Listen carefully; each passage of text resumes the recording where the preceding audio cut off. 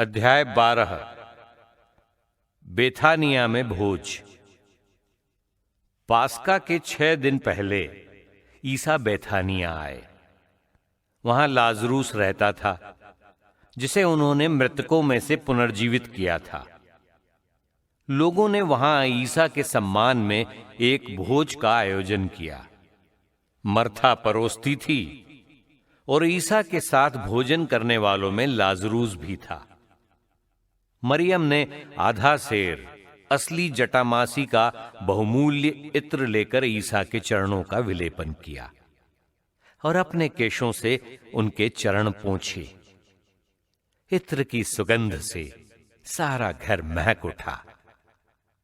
इस पर ईसा का एक शिष्य यूदस इस्कारियोती, जो उनके साथ विश्वासघात करने वाला था, ये बोला, 300 दीनार में बेचकर इस इत्र की कीमत गरीबों में क्यों नहीं बांटी गई? उसने ये इसलिए नहीं कहा कि उसे गरीबों की चिंता थी, बल्कि इसलिए कि वो चोर था। उसके पास थैली रहती थी और उसमें जो डाला जाता था वो उसे निकाल लेता था। ईसा ने कहा, इसे छोड़ दो। इसने मेरे दफन के दिन की तैयारी में ये काम किया। गरीब तो बराबर तुम्हारे साथ रहेंगे, किंतु मैं हमेशा तुम्हारे साथ नहीं रहूंगा। बहुत से यहूदियों को पता चला कि ईसा वहां हैं। वे ईसा के कारण ही नहीं, बल्कि उस लाजरूस को भी देखने आए जिसे ईसा ने मृतकों में से पुनर्जीवित किया था। इसलिए महायाजकों ने लाजरूस को भी मार डालने का निश्चय किया, क्योंकि उसी के कारण बहुत से लोग उनसे अलग हो रहे थे और ईसा में विश्वास करते थे। यरूशलेम में ईसा का प्रवेश। दूसरे दिन पर्व के लिए आए हुए विशाल जनसमूह को पता चला कि ईसा यरूशलेम आ रहे हैं। इसलिए वे लोग खजूर की डालियां लिए उनकी अगवानी करने निकले और ये नारा लगाते रहे, होसन्ना, धन्य है वो जो प्रभु के नाम पर आते हैं, धन्य है इज़राइल के राजा। ईसा को गदही का बछड़ा मिला और वो उस पर सवार हो गए, जैसा कि धर्म ग्रंथ में लिखा है, सियोन की पुत्री, नहीं डरना, तेरे राजा गदही के बछड़े पर सवार होकर तेरे पास आ रहे हैं। ईसा के शिष्य पहले ये नहीं समझते थे, परंतु ईसा के महिमान्वित हो जाने के बाद उन्हें याद आया कि ये उनके विषय में लिखा हुआ था और लोगों ने उनके साथ ऐसा ही किया था।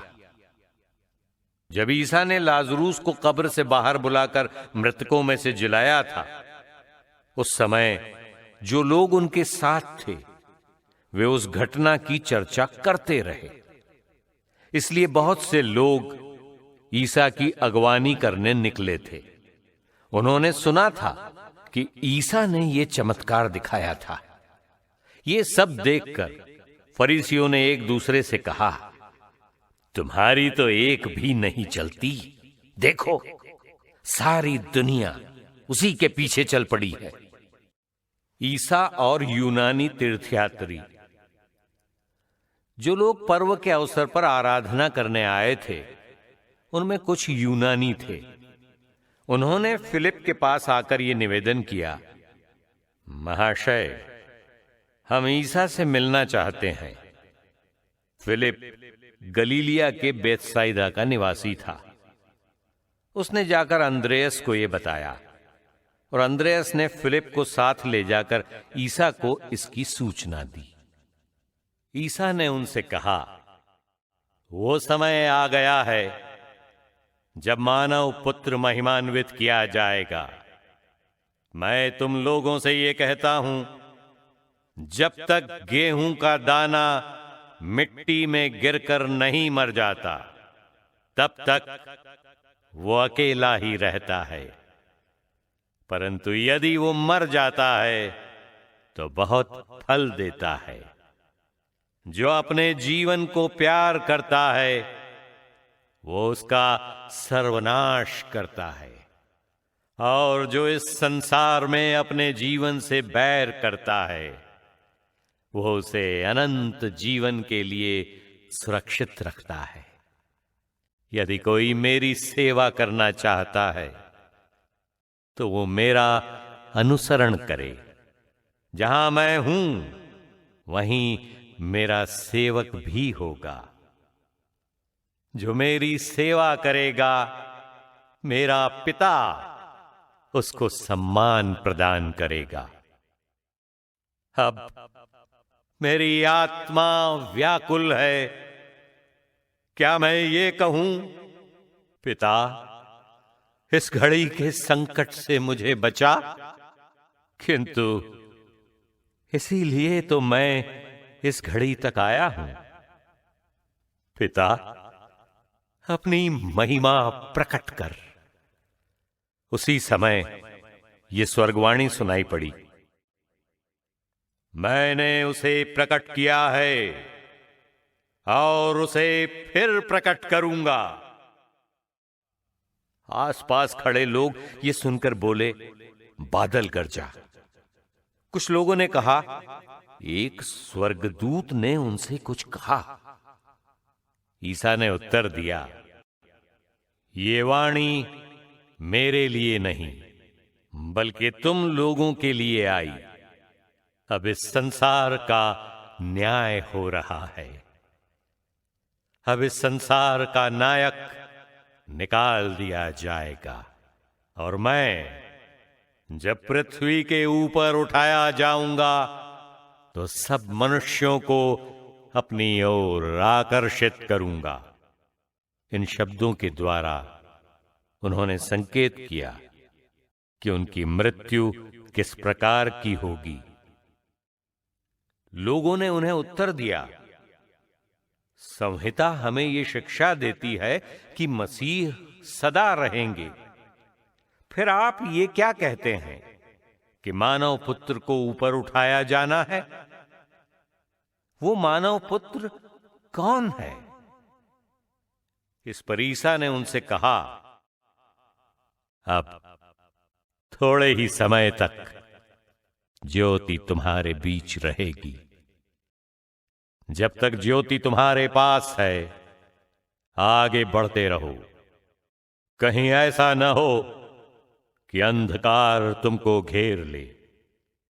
जो अंधकार में चलता है वो नहीं जानता कि वो कहां जा रहा है। जब तक ज्योति तुम्हारे पास है ज्योति में विश्वास करो, जिससे तुम ज्योति की संतति बन जाओ। ईसा ये कहकर चले गए और उनकी आंखों से ओझल हो गए। यहूदियों का अविश्वास। यद्यपि ईसा ने उनके सामने इतने चमत्कार दिखाए थे, किंतु उन्होंने उनमें विश्वास नहीं किया। यह अनिवार्य था कि नबी ईसायास का यह कथन पूरा हो जाए, प्रभु किसने हमारे संदेश पर विश्वास किया है? किस पर प्रभु का सामर्थ्य प्रकट हुआ है? वे विश्वास नहीं कर सके, क्योंकि ईसायास का एक दूसरा कथन इस प्रकार है, उसने उनकी आंखों को अंधा कर दिया और उनकी बुद्धि कुंठित कर दी है। कहीं ऐसा न हो कि वे आंखों से देखें, बुद्धि से समझ लें, मेरी ओर लौट आएं और मैं उन्हें भला चंगा कर दूं। ईसायास ने यह इसलिए कहा कि उसने उनकी महिमा देखी थी, उसने उनके विषय में भविष्यवाणी की। फिर भी नेताओं में बहुतों ने उनमें विश्वास किया, परंतु वे फरीसियों के कारण ईसा को प्रकट रूप से इसलिए स्वीकार नहीं करते थे कि कहीं सभागृह से उनका बहिष्कार न कर दिया जाए। उन्हें ईश्वर के सम्मान की अपेक्षा मनुष्य का सम्मान अधिक प्रिय था। प्रभु ईसा संसार की ज्योति। ईसा ने पुकार कर कहा, जो मुझ में विश्वास करता है वो मुझ में नहीं बल्कि जिसने मुझे भेजा उसमें विश्वास करता है, और जो मुझे देखता है वो उसको देखता है जिसने मुझे भेजा। मैं ज्योति बनकर संसार में आया हूं, जिससे जो मुझ में विश्वास करता है वो अंधकार में ही नहीं रहे। यदि कोई मेरी शिक्षा सुनकर उस पर नहीं चलता तो मैं उसे दोषी नहीं ठहराता हूं, क्योंकि मैं संसार को दोषी ठहराने नहीं, संसार का उद्धार करने आया हूं। जो मेरा तिरस्कार करता और मेरी शिक्षा ग्रहण करने से इनकार करता है वो अवश्य ही दोषी ठहराया जाएगा। जो शिक्षा मैंने दी है वही उसे अंतिम दिन दोषी ठहरा देगी। मैंने अपनी ओर से कुछ नहीं कहा, पिता ने जिसने मुझे भेजा आदेश दिया है कि मुझे क्या कहना और कैसे बोलना है। मैं जानता हूं कि उसका आदेश अनंत जीवन है, इसलिए मैं जो कुछ कहता हूं उसे वैसे ही कहता हूं जैसे पिता ने मुझसे कहा है।